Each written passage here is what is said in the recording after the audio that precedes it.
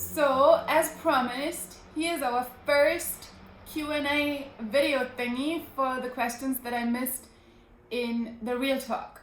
So, let's start with one of the most pressing issues that you had, wondering why is my pet's stomach so sensitive? So, a sensitive tummy means when your dog is throwing up a lot, or if something less than perfect is fed and they immediately show a reaction. That usually is retractable to some sort of imbalance in the diet and an imbalance in the gut flora. If this is the case, the best thing you can do is help your pet heal themselves with food. Medication and antibiotics are not a good way to go because they will ultimately just prolong the issues, suppress them, and then make them pop up again when you stop the medication. Thus, you're kind of making your pet a drug addict if you tend to address everything with medication. No one has to feed a perfect diet, just like we don't feed a perfect diet to ourselves. It is just important to keep certain benchmarks in mind and to keep the gut flora healthy and thriving.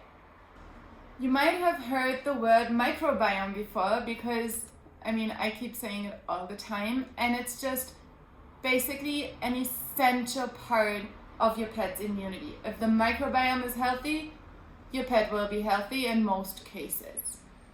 The microbiome is what we call the unity or the wholeness of all the tiny little organisms, the bacteria, the antibodies, the fungi that live inside your pet's respiratory tract, mouth, and in the gut, of course, in the intestines.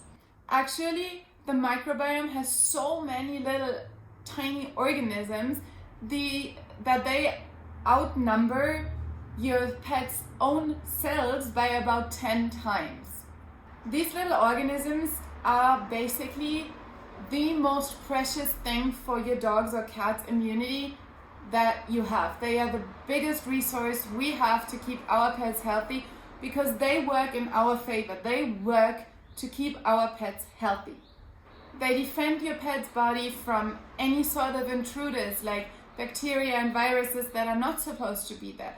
They help sealing the gut lining to keep everything that is waste, toxic, or harmful inside the gut and then safely transported out of the body so it can be flushed with poop later on. So let's look at how these little bacteria and fungi and antibodies actually do their work. So to fight pathogens, to metabolize chemicals, to absorb nutrients, and to actually manufacture vitamins from the food that we feed our pets, these little organisms and bacteria in the microbiome, they form colonies to work together. An example of how this work actually looks is if your pet were to be bitten by a tick infested with Lyme bacteria, or if your pet were to eat some trash and get into some old raw meat that is infested with salmonella or other viruses. That wouldn't be a big issue if your pet's gut is healthy, and that means if the microbiome has the right balance. So again, a sensitive stomach is a sign that there is an imbalance in the gut flora, which we also call dysbiosis. The simple logic here is bacteria, whether good or bad, need resources. They are living beings after all, so they need food, they need space, and they just need some environment to thrive in. If your pet is well fed and healthy, if the stomach is sealed shut and the gut lining is intact, then once these bad bacteria, pathogens, viruses enter the system, the friendly bacteria, those colonies we spoke about, they will attack these bad bacteria. They will not give them space to live. They will not let them have resources. They will keep them from multiplying. So even if something bad is eaten, even if some pathogens are coming in, they will be eliminated immediately if your pet's gut is healthy. The reason that feeding processed foods and grains and other inflammatory foods is so harmful to the microbiome is because if the microbiome isn't fed right, and as we know, our pets are not supposed to eat grains like white rice especially, or bread. These sorts of food, they feed the bad bacteria, not the good ones. If you feed a lot of starches, like it is in kibble or like in processed treats, or like rice, like bread, roti, naan, whatever it is, if you feed that, you are feeding sugar to your pet. Sugar feeds fungi like yeast. Yeast makes for inflammation. Inflammation makes the gut lining leaky. So there's a lot of issues that happen just because we're feeding the wrong foods. In short, if your pet is very reactive and has a lot of issues with the stomach, the reason is most likely dysbiosis, an imbalance in the gut bacteria. That does not necessarily mean that you're doing something wrong right now, but the gut takes some time to heal. So if you have been feeding a lot of rice, a lot of processed food before, and now you're changing the diet, it will take some time for your pet to adjust. In the transitional period, you can even see elevated reactions to good food.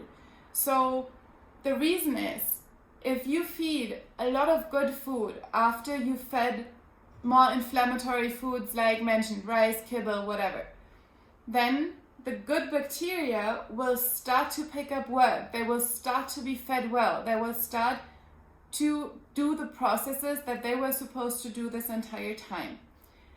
In the process of getting better, these good bacteria will, like we said, attack bad bacteria, attack viruses, attack all the stuff that's not supposed to be in the gut. Now, what happens when organic matter is decomposing, which basically after you kill bacteria, even if it's in the gut, they decompose. And what happens? They release gases. And bad bacteria release toxic gases. So if you transition to a new diet too quickly, if you feed too much of a good thing because you just realized kibble is not good, rice is not good, and you want to change everything to be perfect, then doing it too quickly means that a lot of toxic gases are released into your pet's system because a lot of bad bacteria and bad pathogens are being attacked and eliminated. So going slow is a really good idea, and also always knowing what you are doing, because you can track it back and know why this reaction is happening. So don't get led off your track of feeding better. Don't get scared. Just go slow. Transition your pet slowly. Give the bacteria and the microbiome time to recover. Nothing will happen overnight with food. Medication will help overnight, but then it will also stop working overnight once you stop it, because it's not actually addressing the underlying issue. You're not going to build up the microbiome by giving antibiotics. Instead, you're going to kill everything in the gut, which again makes your pet prone to more diseases because the immunity will be gone. We'll address this in another video, how the gut lining is attacked and damaged by feeding the wrong foods and by giving medication. But for today, I think the most important thing you have to keep in mind, if your pet has a sensitive stomach, you have to feed the microbiome. You have to stay away from processed foods. You have to stay away from inflammatory foods. No kibble, no grains, no rice. Try eliminating things one by one. If you're feeding dairy, maybe your pet doesn't deal well with that. Just try to be very aware of what you're feeding and what the effect of it could be and why that effect is there. Not every reaction that looks bad is a bad reaction. It can just be a transitional detox process. Many processes start working again when you feed better, and that might show in pushing out toxins in every way, whether it's through the skin, resulting in rashes, whether it's in the gut, resulting in loosies. Just stick with what you did and keep in mind, fresh, real food will never ultimately have a bad response. It is the right thing to do to feed fresh foods.